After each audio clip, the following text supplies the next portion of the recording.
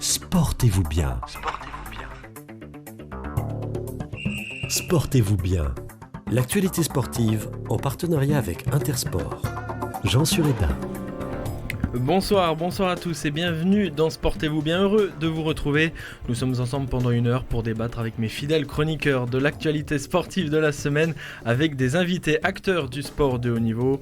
Au programme ce soir, une émission plutôt basket avec le débat et la NBA et notre invité Xavier Noguera, entraîneur du Toulouse Métropole Basket, sans oublier bien évidemment les coups de cœur et les coups de gueule de nos chroniqueurs et l'agenda de la semaine avec Lucas Serdic avec nous ce soir. Donc Lucas Serdic, bonsoir Lucas. Bonsoir Jean. Mehdi Guillonneau, bonsoir Mehdi. Bonsoir Jean. Et Marek Keta, bonsoir Marek. Bonsoir à tous. Bonsoir messieurs. Bonsoir Jean. Vous allez bien en ce lundi 28 octobre, déjà en octobre. Eh oui. Ça va ? Mais en même temps, il fait 19 degrés à Toulouse, on est plutôt pas mal hein, C'est bien. pour un 28 octobre. C'est agréable, j'ai mangé sur une terrasse ce Non midi. mais on c'est perd facilement 10 degrés dès qu'on dépasse Clermont-Ferrand, donc ça pique un peu. Hein. On est Oui. bien dans notre sud-ouest. Hein. L'occasion pour nous de saluer point notre météo. invité qui est un point météo. Et maintenant je salue notre invité Xavier Noguera, bonsoir. Bonsoir. Merci d'être avec nous dans Sportez-vous bien. On va parler basket, il y aura la NBA, mais il y aura surtout la partie interview avec vous où on parlera aussi du TMB en deuxième partie d'émission. Avec plaisir. Et juste en face de vous, on voit Coraline et alors il y a un arbitre, vous voyez qu'il y a un arbitre, c'est Romain qui a mis un t-shirt. Arbitre américain, ouais, Tiens, oui. effectivement. J'ai juste à enfiler les patins et c'est bon là, c'est parti, je vais jouer. Ça va Romain, pourquoi ce t-shirt ? Très bonne question. Je C'est l'aime un- juste et c'est un de mes préférés dans Il y a ma un garde-robe, numéro. c'est tout. Il y a un numéro derrière, numéro comme les derrière, arbitres, ouais. ouais. Un cadeau de la grand-mère, non? C'est ça, ouais. Bon, C'est ça. Mehdi, comment ça va ? On va en parler peut-être tout à l'heure, surtout dans l'agenda. Déçu de Toulouse hier, j'imagine, sur le foot. Hein. Non. Même pas, enfin, Même on sait quoi. Même pas. Même pas. On a l'habitude. Le FC Relance a encore frappé. Exactement. Et il y a Lyon qui vient la semaine prochaine et ça va relancer aussi l'Olympique Lyonnais, j'imagine. Hein. Ah bah, on est là pour ça. Comme d'habitude. On est là Mais pour ça. Toulouse est en Ligue 1 pour ça. Et Marek, qui n'était pas là la semaine dernière, qui fait son Non. grand retour, comment ça va Marek ? Ouais, ça va. On vous a manqué un petit peu ? Oui, beaucoup, oui. Non, doucement, là. Doucement, hein, ce lundi, là, aujourd'hui, voilà. Mais C'est compliqué aujourd'hui ? c'est compliqué, Il fait trop chaud. On a eu 2 demi-finales de rugby, vous savez, même si c'est à 10h du matin, Il faut se lever quoi. il faut se lever. Surtout le dimanche Ouais. matin, c'est ça. C'est ça, surtout le dimanche. Ouais. C'est ça. Et vous allez le voir sur les vidéos sur YouTube, il faut quand même saluer mes chroniqueurs qui sont venus en polo, en pull, en chemise. Là, on sent qu'il y a les caméras, ils ont pris conscience des caméras là, parce que d'habitude ça vient en jogging, ça vient en survêt, ça vient en t-shirt. Et en tongue aussi, Et- parfois. et en tongs. Excusez-moi, je m'inscris en faux, je suis toujours bien sapé, sauf quand je suis en repos. Là, effectivement, C'est-à-dire il tous les lundis. n'y a plus de respect. Je me mets en colère, je me Bon. fâche tout rouge. Pardon, excusez-moi, il y a Lucas qui est en train de finir l'agenda parce qu'il a... Ouais, parce que le travail a été bâclé là par mes assistants, je vois bien que ça, Ah, il le fait faire par les autres aussi. ça Et après, il se me- plaint. Bon, je vois que vous êtes prêts, on va pouvoir démarrer avec les coups de cœur et les coups de gueule.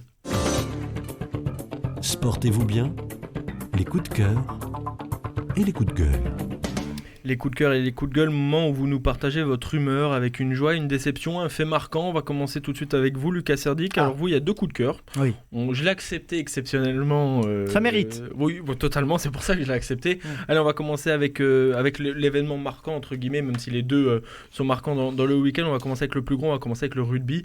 L'énorme performance de l'Angleterre qui se qualifie pour la finale de la Coupe du Monde. Oui, mais je reste français. Donc je vais comment dire, je vais réussir à tourner ce coup de cœur anglais en coup de cœur presque français. La France a fait match nul contre l'Angleterre. Non, je suis pas aussi bête et cynique que la majorité de...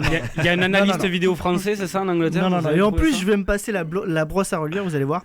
Je vais rappeler que lors du tournoi destination, quand on avait pris une rousse contre les Anglais, ici même, je l'avais dit, on n'a pas été mauvais. C'est les Anglais qui ont été incroyablement forts. Et je me souviens à l'époque avoir dit que attention aux Anglais, parce que cette équipe-là, elle est capable de gagner la Coupe du Monde, elle est capable de faire très mal. Et je me souviens vraiment... Honnêtement, je m'en souviens. Je l'avais pensé à l'issue de ce match que les Anglais, je les avais trouvés incroyables.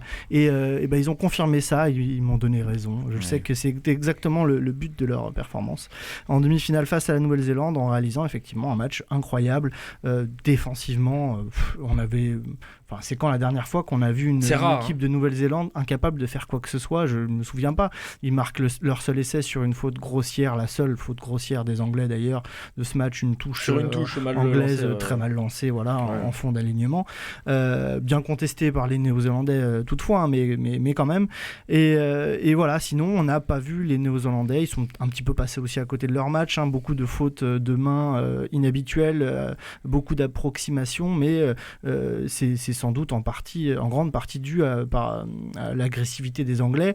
On a bien aimé, et encore une fois, hommage aux Français, cette idée-là ne leur est pas tombée du ciel. Ce V en hommage voilà, à ce qu'avaient fait les Français en 2007 et en 2011. En 2007, c'était juste une ligne qui s'était avancée comme ça. On se souvient de l'image de Chabal à quelques centimètres à la fin de certains Néo-Zélandais. Et en 2011, c'était le V de la victoire comme ça, mais vers l'avant, alors que là, les Anglais l'ont fait un peu vers l'arrière pour englober le haka. Bon, bref. Et en 2011, ça ne nous avait pas réussi, mais là, ça a réussi aux Anglais.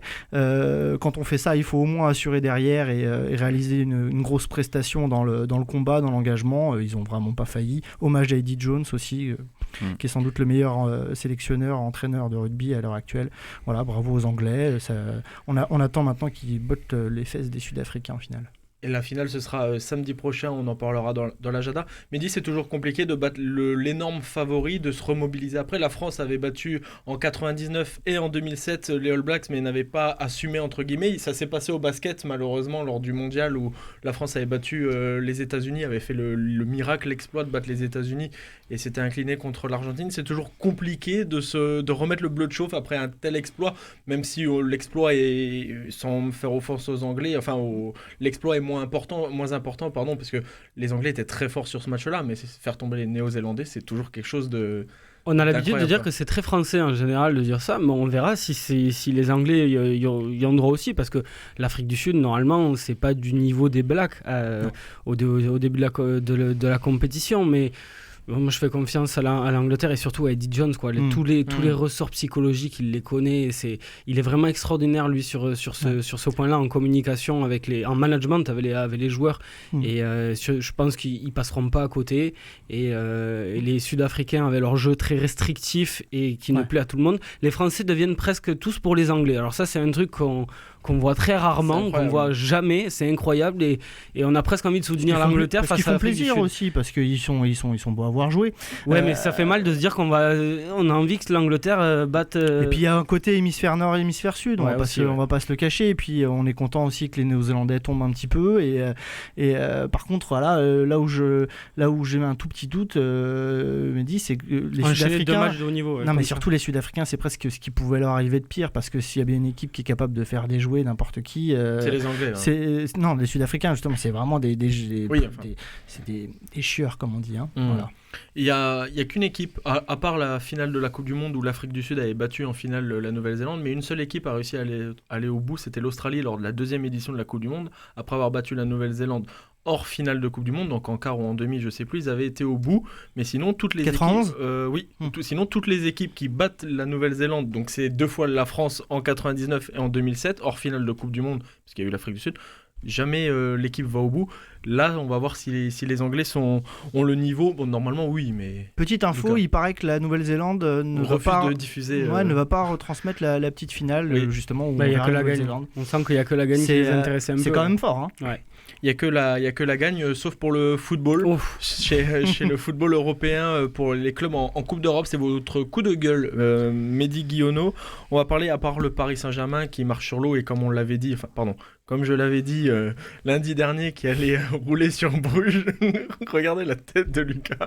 On s'est écrit, on est d'accord que c'était pas si facile. On est d'accord, mais voilà, il y a les clubs français ne marchent pas bien, à part le PSG, tout le reste c'est catastrophique. Et il va falloir qu'on prenne un peu de la gagne anglaise peut-être, parce que la semaine dernière en Coupe d'Europe ça a été assez catastrophique. Seul le PSG a gagné 5-0 face à Bruges, sinon c'est un match nul, une défaite en Ligue Europa, et la même chose aussi en Ligue des Champions, et surtout face à des équipes à la portée largement, exactement à notre portée. Mais juste un bilan sur le début de la phase de Coupe d'Europe. Donc il y a 45 points possibles pour les clubs français, on en a pris que 17, dont 9 pour le PSG, donc ça fait 52% de victoire rien que pour le Des points Pour le rien PSG. que pour le PSG, donc je trouve ça quand même très inquiétant. Et le baromètre, souvent, c'est la Ligue Europa qui montre un petit peu la santé de notre championnat, et on n'y fait rien. Saint-Etienne est dernier de son groupe avec un club, c'est Alexandria, j'ai même du mal à le prononcer. Club ukrainien. À part On en a- Wolfsburg, il y a la Gantoise Voilà. et le club ukrainien. C'est des clubs qui sont Normalement, censés être à notre portée, et Saint-Etienne a galéré. Rennes a peut-être joué à 9, mais justement, se retrouver à 9 dans la gestion psychologique d'un match, c'est qu'il y a eu un souci face à Cluj, qui était champion de Roumanie peut-être, mais bon, ça reste ça reste la Roumanie. ça on reste se des détend, petits quoi. clubs. Donc moi je voulais pousser un coup de gueule parce que les clubs français depuis un certain temps ne font pas grand chose en Coupe d'Europe, à part des épiphénomènes comme la finale de Marseille et les demi de les Monaco demi et de de Monaco. Lyon la même année. Moi je trouve ça très faible, et je m'inquiète beaucoup parce qu'il y a des championnats qui sont en train d'évoluer. On parle beaucoup d'un championnat du Benelux qui regroupe la Belgique et les Pays-Bas, et ça nous ferait pas du bien, parce que je pense que À l'indice UEFA, on mangerait, je voilà. pense. hein. Voilà, les Russes sont pas si Après- loin, et il y a même les Autrichiens qui font mieux que nous cette année. Marek, on Non, sent après- une différence ou pas des différents clubs? Oui. Après, je reviens sur le côté français. En ce qui concerne le LOSC n'a pas été si Ouais, j'allais le dire, Ouais, c'est ça. catastrophique, Oui, c'est pardon, peut-être que c'est ça. peut-être le moins pire, mais Et on était contre Chelsea, qui plus est. Non, mais parce que Valence. je veux bien les excuser, mais bon. Cette Le semaine, LOSC, cette semaine, cette le semaine, LOSC, c'était non. contre Valence, Ouais. et ils auraient mérité de faire beaucoup Ah oui, mieux non, que non. ce qu'ils ont fait. Totalement, ouais. Mais même leur match à l'Ajax qui perd 3-0, je trouve que ça avait été doivent marquer au moins ça avait une été fois, très sévère. ouais. Lille, au moins, ils essayent. Après, essayent. les autres clubs, Mais c'est les autres. on est beaucoup. Lyon Ouais. est pas si mal parti que ça en Ligue des Champions, mais c'est vrai que c'est moche. Et Saint-Etienne, c'est de loin le plus décevant de toute façon en général. Championnat compris, alors qu'ils avaient fait un bon mercato. Rennes, c'est difficile à expliquer. Bon, enfin bref, dans tous les cas, c'est Tous vrai les que- espoirs, de toute façon, sont sur le Paris Saint-Germain. Ouais. Petite question, on va se faire l'avocat du diable. Si l'Olympique Lyonnais doit se faire éliminer, ce qui est à l'heure actuelle malheureusement le cas pour les Lyonnais, est-ce que la Ligue Europa, c'est peut-être un mal pour un bien? Ils devraient y être. C'est leur mieux. niveau. C'est mieux. Je pense que c'est le niveau des soi-disant clubs français juste derrière le PSG, là, les Lyon, les Les Marseille. Lyon, c'est- Monaco, les Lyon, trucs Monaco, comme ça. Marseille, Ok. il faut jouer la Ligue Europa à fond. Il faut vraiment la jouer à fond. Et surtout, Mais ils ça ont- offre non seulement potentiellement un titre européen, une qualification pour la Ligue des Champions. Je me tourne vers vous. Il y a un Français qui se Ouais. porte plutôt bien à la surprise générale, quoique quand on regarde ses performances Oui. sur la saison, il est vraiment pas mauvais. C'est un coup de cœur pour vous, Marek Keita. On va parler tennis, on va parler Gaël Monfils qui a fait une belle semaine et qui a loupé presque le coche, on va dire. Ouais, coup de cœur, coup de gueule, on sait pas trop. Il faudrait rajouter un troisième Coup tiède. critère. On va dire ouais, coup voilà. tiède, Allez, un coup c'est- tiède, ouais. C'est la moitié. Ouais, donc Gaël Monfils, on le connaît, un joueur assez surprenant, assez instable dans ses résultats, mais en tout cas, il a raté une opportunité ce week-end. Donc, il était en demi-finale du tournoi ATP 500 à Vienne, en Autriche. Il affrontait en demi-finale donc Diego Schwartzmann, l'Argentin, le petit Diego Schwartzmann de 1m70, toujours atypique de le voir jouer. Oui, lui, c'est. Et donc défaite de mon fils 6-3, 6-2. Mon fils qui pourtant partait avec un avantage, il connaissait son adversaire, 2 victoires à 1 pour Gaël. Mais il a pas sur la même terre, enfin sur la même surface, je crois en plus. sur le hein, dur. Ah oui, sur du dur aussi, sur je du dur, crois, ouais. En tout cas, il n'a pas su profiter de la défaite aussi de son principal concurrent, l'Italien Berrettini, qui est 8e au classement de la Race en revanche, donc le classement virtuel de... la saison. De Ouais, la saison. Et donc la mission pour lui, c'était évidemment d'aller au bout, pourquoi pas, du tournoi 500 de Vienne pour décrocher une 8e place qui lui permettrait donc de participer au Master de Londres du 10 au 17 novembre. On va expliquer qu'il y a le Master. Alors vous allez entendre parler du Master Oui. Paris-Bercy Qui a lieu ce- Master 1000 comme il y Absolument. en a durant la saison. Mais par contre le Master à Londres, c'est le dernier tournoi de la saison chez les hommes. Il y a le même chez les femmes, et je crois que c'est en ce moment d'ailleurs. Non, c'est un plus tard aussi. Master 1000 à Shanghai, pardon. Et il y a pareil chez les hommes où c'est les 8 meilleurs mondiaux Oui, sur la qui saison. s'affrontent et qui se battent pour le dernier trophée de Absolument. la saison. Donc, une mission qui n'est pas impossible pour mon fils. Il va falloir faire une grosse perf à Paris par Il va contre. falloir faire une grosse perf à Paris, il doit aller loin. Alors la bonne nouvelle, c'est qu'il est qu'à 310 points. Enfin, mauvaise nouvelle, il est qu'à 310 points de cette fameuse 8e place. Mais la bonne nouvelle, c'est que Roger Federer, qui se trouvait sur son parcours, ne jouera pas à Bercy. Il a décidé de se reposer après sa victoire à Bâle. victoire qui plus est qui le transporte à un 103e titre mondial et qui le rapproche donc du record de Jimmy Connors à 109 victoires. L'avantage, Lucas, pour Gaël Monfils, c'est que le tenant du titre, qui est 8e mondial, Medvedev, doit défendre 1000 points. Donc potentiellement, Medvedev a des chances de... Il n'est pas 8e mondial, Medvedev. Non, Khachanov, pardon. Khachanov qui est tenant du titre, qui a gagné donc l'année dernière, doit défendre 1000 points. C'est peut-être bien aussi pour Gaël Monfils. Oui, Gaël Monfils, en plus à Paris, sur du dur en indoor, c'est quand même son jardin et il peut avoir cette motivation supplémentaire là pour se qualifier. Et voilà, c'est le genre d'échéance qu'il adore. Après, la question, c'est toujours la même avec lui, son physique. Et il suffit d'un tout petit pépin pour que la machine s'enraye. Pour qu'il lâche complètement un match. Et c'est ce qui est dommageable avec Gaël Monfils. Mais on espère tous qu'il fera un gros tournoi, non seulement pour faire plaisir à ses supporters parisiens, et puis en plus pour se qualifier pour le Masters final, oui. Il y a le Masters final et aussi la finale, la Coupe Davis où il est convoqué. On en parlera grosse fin de saison. Dans quelques semaines. Grosse fin de saison pour Gaël Monfils. Mehdi. Le Masters, la doublette Mahut-Herbert, elle, par contre, est déjà qualifiée pour le Masters en tant que gagnant du Grand Chelem. Donc on aura des Français quand même au Masters. Mais en double. Ça, c'est donc ça, c'est une bonne nouvelle. En 30 secondes, le dernier coup de cœur pour vous, Lucas Serdic. On est obligé. Tellement plus. Bon, allez, 45 secondes, ça va. On va parler de ski, la reprise de la saison de ski. Bonne nouvelle pour les Français. Là. Très bonne nouvelle. Cocorico. Oui. Un doublé français en géant à Solden pour l'ouverture de la saison de ski alpin messieurs. C'était en Autriche ce week-end, donc Alexis Pinturo et Mathieu Fèvre qui se sont imposés en géant et assez largement devant les autres. En plus, ils ont profité d'une... Enfin, on parle déjà du classement général parce que clairement, c'est ce que Alexis Pinturo cette année va viser avec la retraite. Avec la retraite de Marcel Hirscher, l'éternel second quasiment au classement général, puisqu'il a quand même loupé beaucoup de gros globes de cristal à cause de cet Autrichien fantastique qui a quand même, rappelons-le, gagné le classement général 8 fois d'affilée. C'est juste monstrueux. Et voilà, c'est très bien parti, ça fait plaisir. Il faut engranger les points là où ils sont dès qu'ils se présentent, et les Français l'ont très bien fait. Une très grosse deuxième manche de Pinturo, très solide, et le principal rival qui s'annonce, Henrik Kristoffersen, j'en parlais, le Norvégien, a fini 18e, donc il y a déjà un bon petit pécule de points amassé en plus. On l'attend cette année sur le slalom, je l'ai déjà dit l'année dernière, mais c'est là qu'il doit pas perdre de points, ne pas sortir de piste de façon stupide, terminer ses courses, engranger en combiné aussi, et pourquoi pas en Super G, et il sera vraiment pas loin de l'avoir, ce gros globe qu'il mérite vraiment, parce qu'il est incroyable d'endurance et de sérieux, Alexis Pinturo. Et on en parlera dans la saison, bien évidemment. Ça fait que débuter la saison de ski. On aura la prochaine course en novembre et en décembre pour le géant. Même. On aura l'occasion d'en reparler après avoir parlé de ce qu'il s'est passé. Voyons ce qui est à prévoir dans la semaine avec l'agenda de la semaine. Sportez-vous bien ? L'agenda sportif. L'agenda de la semaine avec vous, Lucas Serdic, et il y a de quoi s'occuper encore ce week-end. On va commencer comme d'habitude avec le rugby. Comme d'habitude, sauf la semaine dernière, parce qu'il n'y avait pas beaucoup de choses à dire sur le rugby, mais là, c'est au moins le retour toujours pas de top 14, mais de Pro D2 après une semaine de retour, avec des affiches qui vont nous intéresser essentiellement.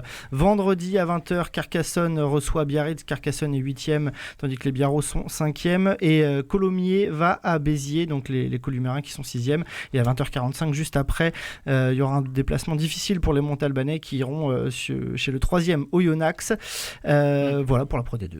Un mot de Fédéral 1, Blagnac qui va jouer contre Pamiers. Oui, c'est ça, ce sera samedi à 16h, et on espère au moins voir le coach du TMB dans les tribunes. C'est possible ou pas Xavier, vous y serez ? Ça va être compliqué. Il y a match. Il y a match. Je joue en même temps. Ouais, mais Blagnac, c'est. Non, bon, d'accord. Non, ok. Je serais allé voir Pamiers. Sinon, vous déléguez et puis vous allez voir Blagnac-Pamiers. J'étais invité. Benoît Trey m'avait invité, le président de Blagnac. Je m'en doute. Voilà, je peux pas me dédoubler. J'aurais aimé. Vous mettez le match sur le téléphone et puis. C'est l'après-midi, c'est à 4h. Il joue à 4h. Ouais, ce sera à 16h. Ouais. Bon, je peux pas enchaîner les deux. Ça fait quand même un moyen. Il y aura surtout de la Coupe du Monde quand même. On en a un petit peu parlé tout à l'heure. Il y aura donc la petite finale vendredi à 10h, mais pas visionné en Nouvelle-Zélande. Ce sera face au Pays de Galles à 10h sur TF1, et surtout la grande finale samedi entre l'Angleterre et l'Afrique du Sud. L'Angleterre qui a gagné en 2003, l'Afrique du Sud qui a gagné en 95 et en 2007. Ce sera la deuxième finale justement entre ces deux sélections après 2007, la victoire en France des Sud-Africains. Un mot de football, malheur pour le TFC dans les arrêts de jeu. Oui, on en a à peine parlé tout à l'heure avec Mehdi. Effectivement, une défaite cruelle, 3-2 à Rennes dans les arrêts de jeu avec un but d'un gamin de 18 ans qui s'appelle Gbo. Bon, bref, les TFC avaient très mal débuté de toute façon ce match. Ils joueront un autre match compliqué. Ce sera samedi à 20h au Stadium contre Lyon. Certes 13e, mais bon, les Toulousains, eux, sont 17e. Voilà, ils ont l'habitude de se retrouver dans ces profondeurs-là. Aujourd'hui, avant ça, il y aura mercredi soir un déplacement à Niort, pensionnaire de Ligue 2, pour le compte de la 16e de finale de la Coupe de la Ligue, qui sera sans doute le dernier match donc, du TFC. Peut-être le dernier match. Dans cette compétition. Parce que c'est la dernière fois que la compétition se joue, donc potentiellement c'est le dernier match. C'est historique. Potentiellement, on y pense quand même en général. Voilà, les TFC, ça n'intéresse pas trop à la Coupe de la Ligue. Il y a la Coupe de France d'ailleurs. Voilà, mais peut-être que Rodez, eux, vont bien figurer. Ah non, ils sont éliminés. Ils se sont fait déjà sortir. Oui, mais par contre, en championnat, ils vont bien. Ils vont très bien. On a le droit de le dire. On peut parler un peu de Ligue 2. Voilà, en Ligue 2, Rodez s'est imposé face à Chambly le week-end dernier, revient à 1 point de Sochaux. Je suis navré, je lis des notes qui ne sont pas les miennes. Donc qui a perdu ce week-end. Encore une fois, c'est que ça faisait 1 mois et demi que Sochaux n'avait pas perdu. 1 mois et demi. Oui, c'est énorme. Je vous crois. Et donc Rodez est 6e, Sochaux est donc 5e d'après notre présentateur. Deuxième succès de suite pour le RAF qui ira à Ajaccio, qui est sur le podium de la Ligue 2. Ce sera vendredi soir à 20h, avant un dernier match au Stadium, le lundi 11 novembre face à Lens. Ça va être costaud. Ça. Est-ce que nous serons en direct on voit. On en pour parler. On va le dire à nos auditeurs, on essaye de faire l'émission du 11 novembre en direct du Stadium, parce que juste après notre émission, il y aura Rodez-Lens. On essaye de voir, mais il faut demander à la Ligue de football l'autorisation de filmer et tout le tralala. Donc c'est en négociation pour l'instant. D'accord. Vous serez tenu au courant, bien évidemment. J'espère en avant-première. Et la Ligue 2, peut-être que Pau jouera en Ligue 2 la saison prochaine, ça démarre peut-être. Bien. On ne le souhaite pas, parce que sinon notre réalisatrice va être absolument exécrable. Mais voilà, en National 1, Pau continue de bien marcher. Vainqueur à Laval ce week-end et reçoit à 18h Créteil. Alors il n'y a pas marqué le jour, alors je le dis comme ça, voilà. C'est vendredi. C'est le vendredi. C'est vendredi aussi. Okay. Le national, c'est à 18h vendredi. Un mot de handball, et comme pour le football, c'est la Coupe de la Ligue. Après la trêve internationale où la France a gagné la manche de Golden League, donc il y a de la Coupe de la Ligue aussi. Phoenix joue à Massy en D2.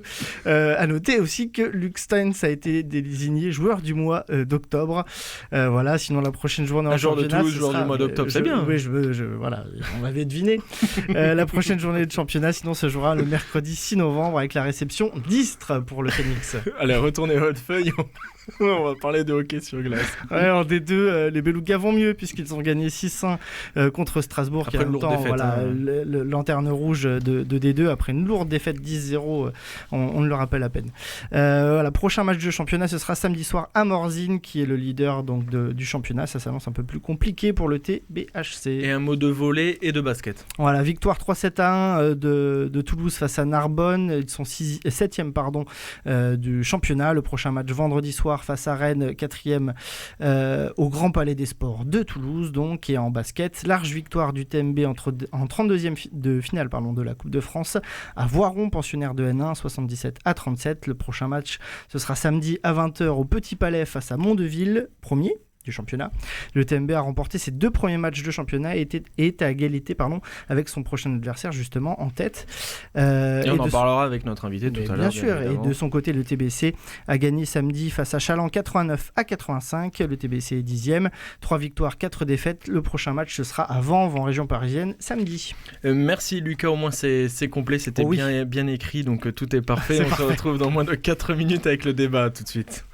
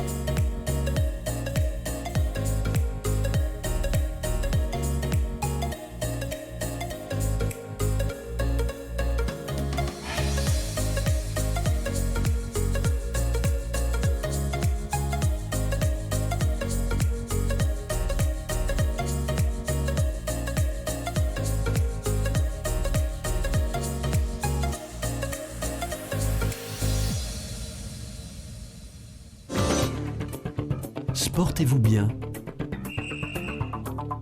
Le débat. Depuis une semaine, le championnat le plus suivi, le plus relevé du monde, la NBA a repris le chemin des parquets. 30 équipes vont partir pour plus de 1000 matchs pour tenter de succéder à Toronto. Mais si on ne répond que par oui ou par non, est-ce la saison la plus ouverte de ces 15 dernières années, Lucas ? 15 dernières. Allez, 15-10, de ces dernières années. C'est une saison très ouverte. Oui. Très, voilà. Mehdi Guillonneau. Oui. Marek. Ouais, je suis pas à la NBA depuis assez longtemps, mais je peux dire oui, là, sur les 5-10, oui. On est d'accord, messieurs, pour dire que ça va être l'une des plus grosses saisons de la NBA. Mehdi, si on doit sortir un favori. Juste, vous n'avez pas retenu la semaine dernière, j'ai dit 1230 matchs de saison régulière et pas plus de 1000. J'ai donné le chiffre. Alors, on va être franc. J'ai pas osé vous demander. Je me souviens que vous l'avez dit la semaine dernière. Non, c'est pour sortir un favori. Alors c'est petit chaud, peu comme ça. Je veux dire, allez, les Clippers à l'ouest et les Sixers à l'est. Mais c'est juste personnel. Ouais, vous êtes d'accord avec ça, Mehdi ? C'est difficile. En plus, là, on vient juste de commencer la saison, donc on a déjà quelques petites indications, notamment que les Clippers peuvent effectivement très bien marcher, même s'ils ont trébuché de façon surprenante. J'ai pas envie d'enterrer Golden State, même s'ils démarrent très mal. Et Milwaukee encore aussi de l'autre côté va être difficile. Grosse déconvenue pour Golden State là contre les Thunders, il me semble. Ils ont perdu, ça a été une humiliation. Non mais bon, ils ont perdu leur jeu. Ils vont revenir. Oui. Je sais pas, je les vois pas. Là, je les vois pas traverser la mais saison. Là, ça fait 3 matchs à peine qu'on a commencé, donc c'est assez dur pour. Si la saison est ouverte comme on le dit, c'est assez dur de lancer des jugements, mais. Oui, toujours en playoff cette année, je pense. Xavier, l'entraîneur du TMB, on vient de dire que c'est le début de saison. C'est quand qu'on dit bon, le début de saison est terminé. Quand est-ce qu'on arrive à juger sa propre équipe C'est quoi, au bout de 2-3 matchs, on le sait tout de suite? Il faut vraiment attendre au fil de la saison? Ça va dépendre des prépas, ça peut dépendre de tellement de choses. Non, on va le savoir déjà. Il y a des indices déjà d'entrée, quoi. Ouais, il y a des indices d'entrée. Après, moi, si je prends par exemple la prépa de cette année, on ne sait pas trop où on va aller parce qu'on a fait un seul match amical avant d'attaquer la saison. Par rapport à la deuxième division, tous les clubs sont à 5 heures ou 6 heures de minibus, on va dire. Donc, on n'a pas pu faire de match de préparation parce que tous les autres championnats avaient repris. Donc, on est arrivé dans le championnat, par exemple. Quel niveau on a, on ne le sait pas. Les 2 premiers matchs de championnat, c'était des équipes un peu plus faibles, donc on gagne, oui, mais bon, on ne sait pas le réel niveau, donc ça peut se déclencher beaucoup plus tard. Tout dépend de l'adversaire aussi. Ouais, de l'adversaire, l'état de forme des joueuses, il y a tellement de choses qui contribuent à performer derrière. Sur la saison. Ouais. On en parlera tout à l'heure du TMB. On revient sur la NBA. On parle des Lakers, des Clippers, des Rockets. Ça, ce sont les favoris de la saison. Les outsiders, comment on peut les situer où ces équipes-là? On les attend dans les playoffs, ça c'est sûr et certain, mais même plus loin. Bah oui, c'est des équipes qui veulent jouer le titre dès cette année et qui le disent ouvertement. Et je rajoute donc Houston, mais même Portland par exemple, une équipe dont on ne parle jamais, qui a fait finale de conférence l'année dernière et qui sera toujours là pour embêter tout le monde. Et je rajouterai aussi Denver qui a le même effectif que l'année dernière avec des joueurs assez jeunes et qui ont 1 an de plus. Donc oui, pourquoi pas, mais globalement, on en parle, mais la conférence Ouest, c'est un carnage. C'est un carnage. Les 15 équipes sont compliquées à jouer. Voilà. C'est pas bon pour la NBA. 8 équipes qui peuvent prétendre quasiment au titre, parce que au moins à la finale de conférence. On parle pas des Spurs, mais ils seront toujours là. Enfin, je pense. Par habitude, ouais. C'est un déséquililement pour la NBA d'avoir les 2 conférences. Ça s'est rééquilibré. Vraiment déséquilibré. Moi, je trouve que ça se rééquilibre un petit peu quand même. D'ailleurs, Toronto est une équipe de la conférence Est. Alors certes, ils ont bénéficié du fait que Golden State était arrivé très amoindri en finale, mais néanmoins l'année dernière Toronto sort d'une conférence Est où on avait Milwaukee qu'on donnait presque en favori avec le MVP Giannis Antetokounmpo, on avait les Sixers qui avaient déjà fait une très bonne saison, on avait Boston qui était solide, on avait quand même on a une conférence Est qui est belle, et puis cette année on en parle peut-être pas assez non plus, mais les Nets ils seront difficiles à jouer aussi, Mais ouais, même si sans Kevin Durant, ça serait peut-être dur. Mais cette année, à l'Est, on a pratiquement les deux premiers assurés. La finale de conférence, on la connaît presque, c'est Philadelphie-Milwaukee, sauf énorme surprise par rapport à l'Ouest. Et justement, ce qui a peut-être permis à Toronto, c'est qu'ils se sont déjà écharpés l'an dernier en play-off à l'Ouest. Et les Warriors sont arrivés diminués physiquement avec des joueurs en Ouest. Et ça leur a permis de gagner. Et c'est peut-être ce qui va arriver justement aussi cette année, où Philadelphie et Milwaukee, qui seront peut-être en finale, auront le plus de chances de gagner parce qu'ils se seront écharpés de l'autre côté. Ouais, ils auront peut-être qu'un gros match à jouer, effectivement, leur finale de conférence Est, alors qu'à l'Ouest, c'est une saison qui s'annonce très très longue, ne serait-ce que pour finir dans les 8, il va pas falloir avoir de trous d'air, quoi. Les Raptors qui, quand même, on peut les placer en tant qu'outsiders parce que même s'ils ont été dépouillés de Kawhi Leonard ainsi que de Green, ils peuvent, ça reste les champions en titre. Ça reste une équipe qui doit prouver son élan de l'an dernier, donc pourquoi pas les mettre en outsider. Ouais, qui font pas un début de saison dégueu en plus. Justement, Toronto qui est donc champion NBA en titre, on les situe où? C'était un petit peu, sans leur manquer de respect, un petit peu la surprise, même si ils ont prouvé, on est d'accord, mais au début de saison, on les attendait pas forcément en finale. Ils peuvent légitimement aller en demi-finale de conf, et après... Donc ça veut dire dans les 4-5 premiers de leur conférence. Après, ça dépend de la forme, un peu de blessure, un peu de j'ai envie de dire un momentum qui leur va bien. On ne sait jamais ce qui peut se passer, hein. On n'aurait pas parié trop cher non plus sur une victoire de Toronto l'année dernière, hein. Donc on verra ce qui se passe au cours de la saison. C'est très long une saison NBA.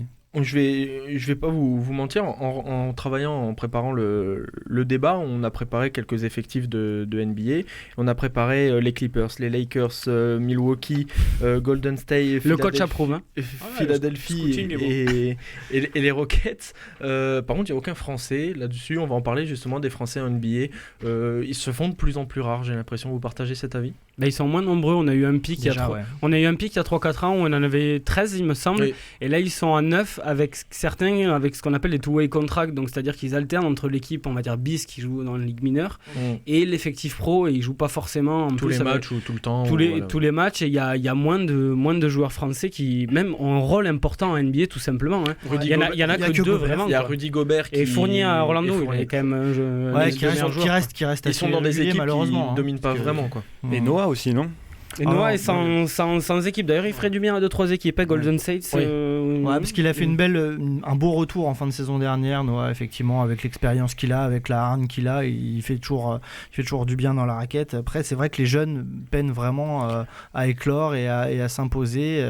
Mais en même temps, ça devient de plus en plus compliqué parce que il fut un temps où les joueurs qui venaient de pays étrangers, la France était bien représentée, mais il n'y a pas beaucoup d'autres pays qui se glissaient un petit peu. Partout, ouais. Maintenant, ça vient de partout, hein. Le contingent étranger augmente et les Américains, ils sont toujours là et ils sont toujours vraiment bien là. Donc la place, elle vaut de plus en plus cher en NBA. Mehdi, vous partagez cet avis? Ça va être de plus en plus dur pour les étrangers, surtout peut-être pour les Européens, oui, parce que le basket en Amérique, à part les États-Unis... Avoir 13 Français, dont 4-5 qui figurent dans les grosses équipes et qui prennent leur place, ça va devenir chaud, quoi. C'est de plus en plus dur pour les Européens, même on voit... Non, pas les Européens, juste une nation. Juste les Français en général, parce que justement... On voit quand même que les Espagnols, les Serbes, ils sont aussi... Vous présentez les Serbes l'année dernière, il y en avait quand même... l'année dernière, mais... Il y en avait quand même 4, 5, 6 qui ou l'ancienne l'ex-Yougoslavie, on est d'accord. Il y avait quand même du monde, quoi. Ça change plus que les Français. Exactement. C'est de plus en plus rare là-bas. En fait, il y a de plus en plus d'étrangers, donc forcément, ça vient de partout. Et en pourcentage, du coup, les Français, on était un des pays vers lesquels les Américains sont venus en premier chercher des joueurs. Et maintenant, c'est juste moins le cas. Mais après, c'est une question de génération aussi. Je pense qu'il y a certains joueurs, certains jeunes qui sont amenés à y aller. Il y a Sekou Doumbouya qui vient d'arriver. Qui jouera peut-être dans l'année et même des joueurs en développement. Nilikina, il est complètement perdu au Knicks et il suffit qu'il change de franchise, ça se passera bien. C'est vraiment dommage, hein. J'allais dire, après c'est des opportunités. Aussi, Tony Parker à l'époque a été arrivé à San Antonio, il a eu une opportunité, il a su deuxième ou troisième tour déjà, deuxième tour, mais je ne sais pas il n'a pas commencé troisième meneur et ça s'est blessé devant lui, il s'est retrouvé à être sur le terrain, une opportunité, la carrière est partie derrière, et puis il a fait des bons matchs derrière, c'est parti. C'est une rencontre avec un coach aussi, il n'a pas eu cette chance là. Après, je pense qu'on a des Français aussi qui désirent jouer plutôt en Europe. Je pense à Nando De Colo, je crois que c'est l'un des meilleurs joueurs, si ce n'est le le meilleur joueur d'Euroleague. Voilà. Il privilégie plus l'Europe choix de carrière. Je pense l'Auvergne, je pense qu'il aurait pu aussi prétendre à renforcer quelques équipes. Après, il n'a pas eu d'opportunité. Les Français, je pense qu'après, c'est aussi un problème d'état d'esprit d'aller se gagner sa place, peut-être comme les Américains l'ont ou d'autres nations. Nous, on aime bien y jouer aussi. Et je trouve que c'est bien de privilégier aussi le moment passé sur le terrain et le basket européen, je trouve, moi, qui est en progression d'ailleurs. Bon, moi, je trouve que c'est beaucoup plus plaisant de voir un match d'Euroleague que un match NBA. Donc, c'est pour ça que je ne regarde très peu de matchs que l'Euroleague. Voilà, plutôt d'Euroleague que les matchs NBA qui ressemblent pendant 40 minutes à pas grand-chose. Mais pourtant, les scores sont... Sauf en play-off, quand même. Ouais, sauf en play-off. Ah oui. Non, mais je suis d'accord, mais bon, il faut attendre les play-offs pour commencer à s'intéresser au basket. Et ça économise quand même pas mal de nuits, on va pas se mentir. Ouais, d'argent. Un mot sur les MVP, on peut citer qui ? Bien évidemment, peut-être le doublé, alors Antetokounmpo, ça je l'ai réussi à le dire. Vous êtes meilleur en grec qu'en anglais. C'est pas compliqué en même temps. Je parle grec couramment. En fait, le MVP, c'est trop tôt. Le MVP est tellement corrélé à la saison de la franchise, en tout cas en saison régulière, que c'est difficile. Je veux dire, c'est rare qu'un MVP soit dans une franchise qui fait 8e ou même 6e. Ça est arrivé avec Westbrook ces dernières années, mais c'est quand même c'est une saison en triple-double de moyenne. Même s'il a banalisé ça, c'est quand même très rare. Là, comme ça. En fait, et si Anthony Davis? Oui, voilà. Il y a Anthony Davis, il y en a un aussi qui dépendra. C'est Stephen Curry. En fait, comme il y a pour l'instant, il y a Klay Thompson qui est blessé, c'est-à-dire qu'autour de lui, il n'y a pas grand monde. Il aura plein d'opportunités de mettre des points et il peut faire cette énorme saison-là comme il l'a fait. C'était il y a 3-4 ans. Il a déjà fait il y a 2-3 ans. Il a remporté 2 titres de MVP d'affilée il y a 3 et 4 ans ou il y a 4 et 5 ans, je ne sais plus exactement. Après, moi, le seul, j'ai mis Antetokounmpo et c'est moi qui ai soufflé le mot à Jean parce qu'en fait, c'est une des seules équipes, comme l'Ouest, c'est un peu le bazar et comme souvent on les prend dans les premiers ou le deuxième équipe de chaque conférence, on est sûr que Milwaukee pratiquement va finir dans les 2 premiers. Et comme le meilleur joueur de Milwaukee, c'est Antetokounmpo, logiquement, et en plus la façon dont il est parti déjà, il est parti pour tout écraser. Ouais, et puis de l'autre côté, les Sixers, ça va quand même encore bien se partager entre Embiid et Simons. Ça se partage un peu plus, c'est vrai. Après, on a LeBron qui est quand même assez revanchard de sa saison de l'an dernier, puisqu'il a raté la première partie, il s'est blessé en décembre, il est revenu. Mais il se fait vieux. Il se fait vieux, mais il a toujours cet esprit, il a toujours cette hargne. Non, mais je veux dire, qu'arrivé à un certain âge, on se préserve, et quand on veut être MVP de la saison régulière, c'est être à fond quasiment tous les matchs. Si LeBron James, enfin moi à son âge, avec la carrière qu'il a, on choisit les matchs. Je pense qu'il va choisir un petit peu d'être en forme en playoff plutôt que d'aller courir après un titre MVP qui ne sert plus à rien. Ça a du sens. En revanche, si on continue par là, il y a Harden par contre qui lui...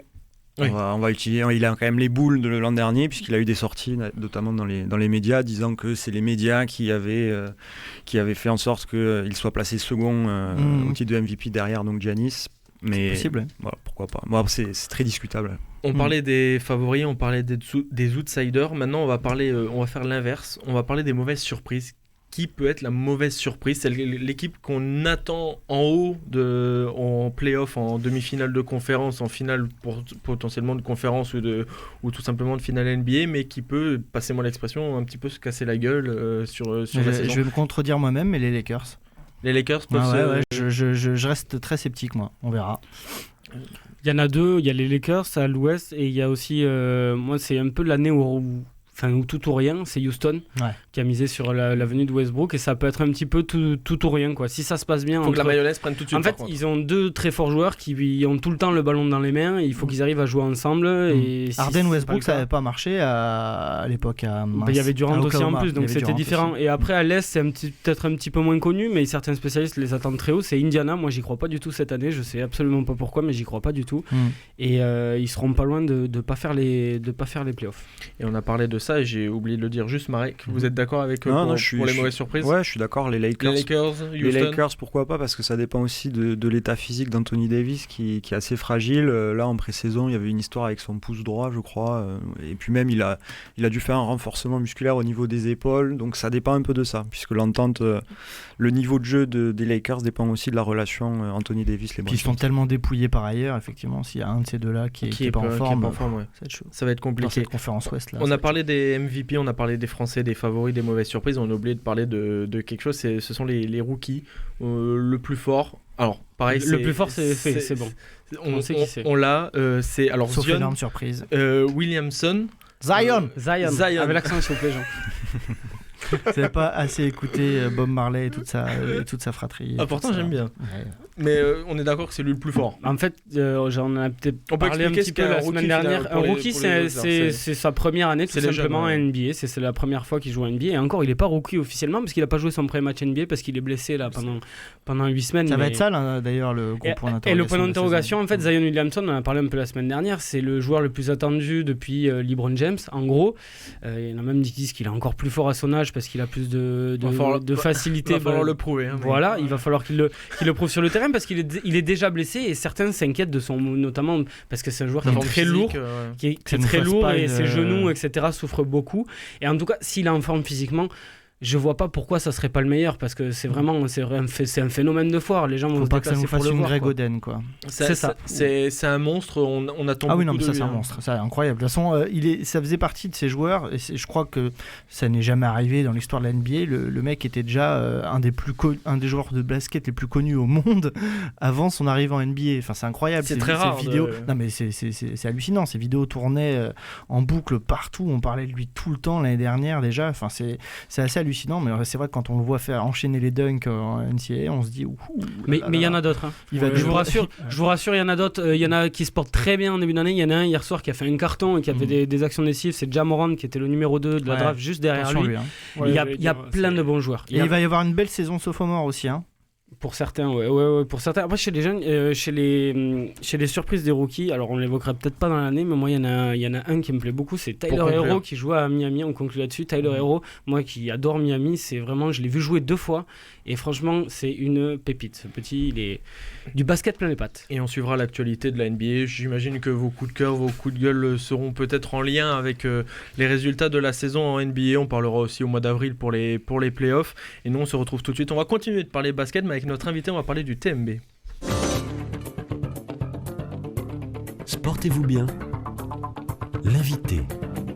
Notre invité a été professionnel de basket et est maintenant entraîneur. Xavier Nogueira est l'entraîneur des filles du Toulouse Métropole Basket, évoluant en Division 2. Xavier, rebonsoir. Oui, bonsoir. Entraîneur depuis 2016, j'ai marqué 2019 sur ma feuille, mais 2016 du TMB, en formation depuis 2009 au centre de formation. Tout à fait. C'est venu naturellement d'avoir été entraîneur. C'est souvent le cas après avoir été joueur ou pas du tout? Non, bon alors déjà j'ai jamais été joueur professionnel. Pardon. Donc déjà Pardon. Il y a une faute sur la première ligne. Désolé. Comme dans l'agenda tout à l'heure. J'ai voulu monter Non, j'ai pas ma page Wikipédia. Non, mais j'ai toujours entraîné dans mon club, on va dire, de village, l'UOP, à Pamiers. On nous mettait à l'entraînement très tôt.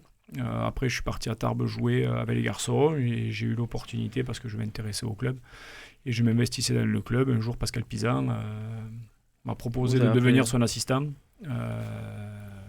Voilà, et donc du coup j'ai passé mes diplômes et j'ai commencé là-dedans, mais c'est comme je pense beaucoup de choses, ça démarre d'une opportunité. Voilà. Un métier complexe, je pense que vous n'allez pas me contredire.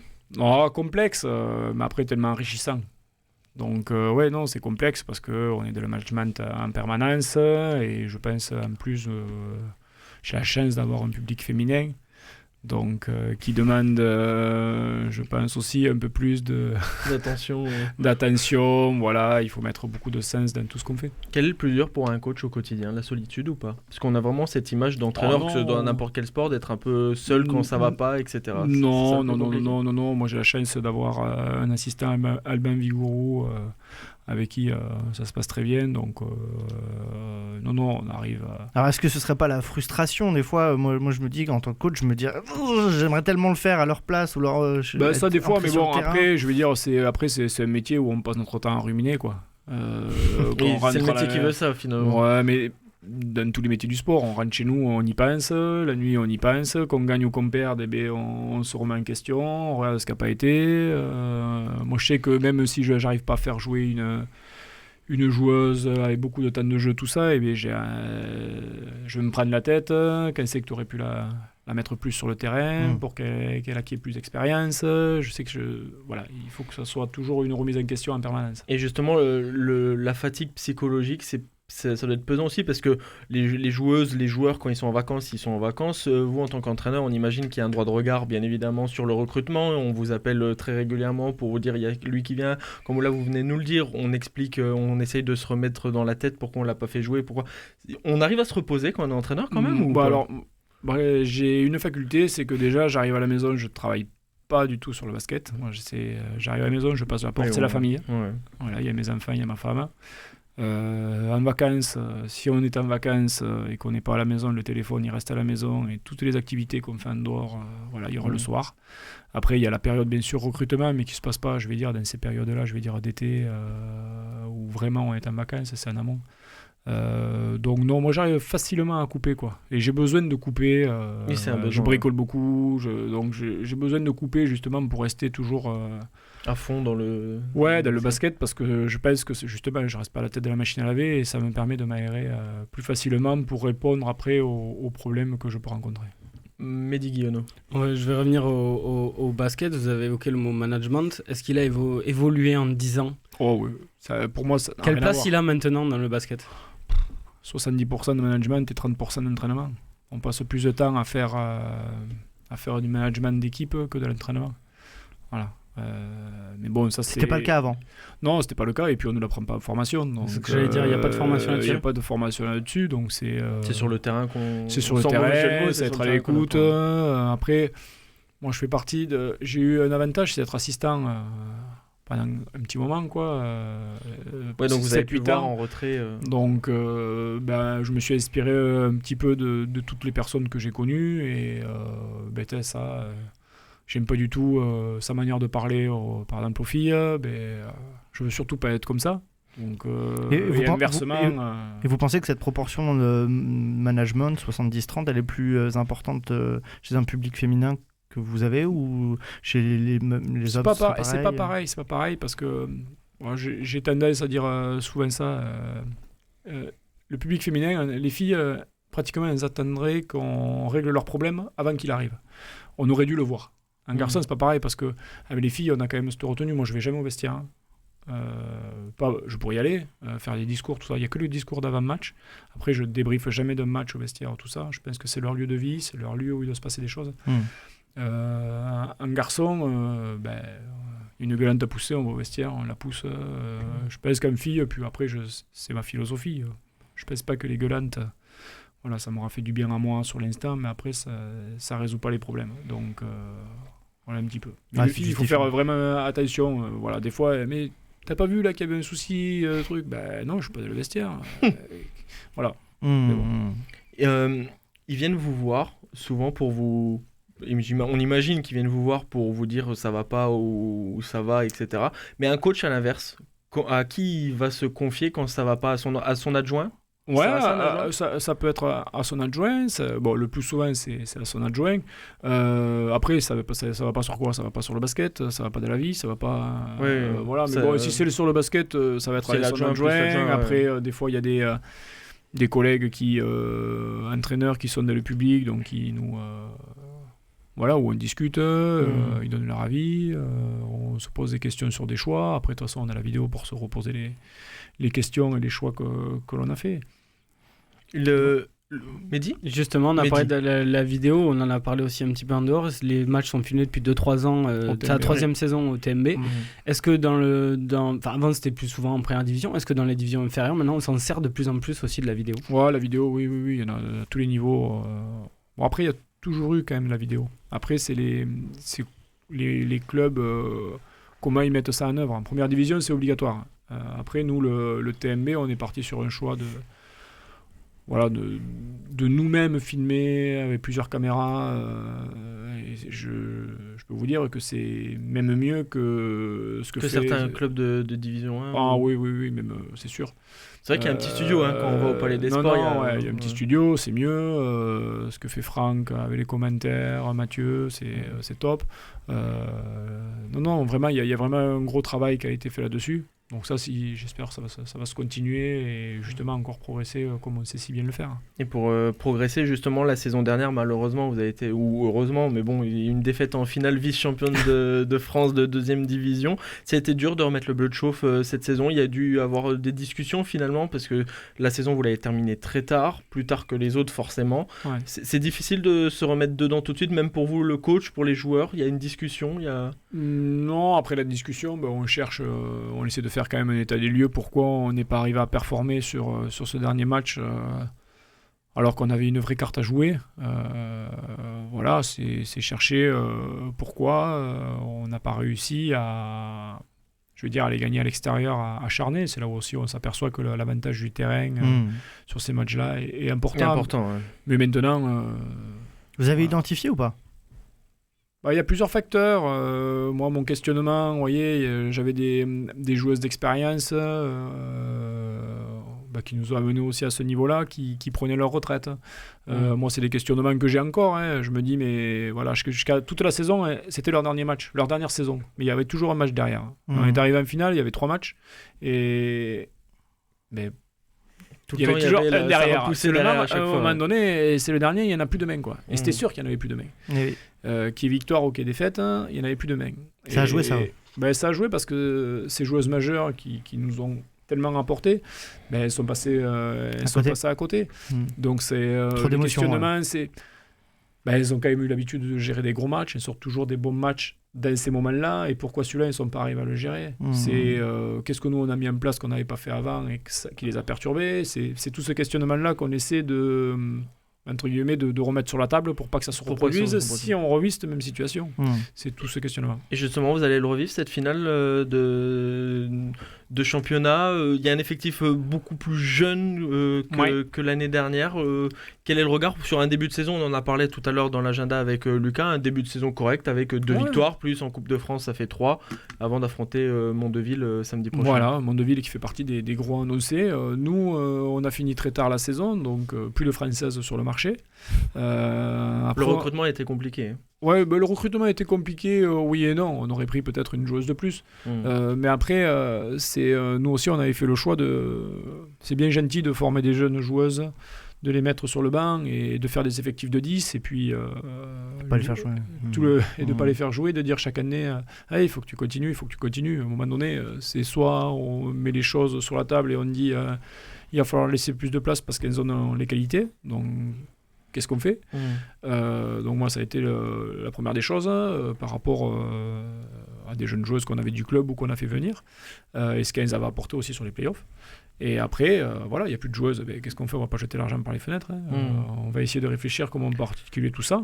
Mais après, les objectifs restent les mêmes. L'effectif est plus jeune, on l'a dit. Ouais. Est-ce que plus jeune veut dire moins bon, meilleur ? C'est différent, on l'imagine. Non. C'est qu'il va falloir accepter que on n'est peut-être pas un niveau stable régulièrement. Il va falloir accepter que des fois, on va être très fort, imprenable. Et que des fois, notre niveau, il va baisser un petit peu parce que le manque de maturité. Ça veut dire que vous avez peut-être un peu plus misé sur des playoffs qu'une place de premier ou deuxième de saison régulière qui va être un petit peu plus difficile à avoir ? Non, parce que moi je pense qu'on est au TMB et qu'on est à Toulouse, on habitue les gens à être en haut, il faut être en haut. Voilà la ligne. Il ne faut pas se cacher. Après, c'est pas parce qu'on dit qu'on n'a pas pu recruter tout ça qu'il faut se cacher derrière ce que tout le monde a envie. C'est soit on se plante et on se plantera. Mais en tout cas, je sais qu'avec les joueuses, nous, on est d'adéquation pour dire on va jouer pour arriver au bout. Quoi. Si on joue pour faire moins bien, ça ne nous intéresse pas. Et donc l'objectif reste toujours les playoffs, ça c'est sûr et certain, et gagner, ça démarre Mondeville.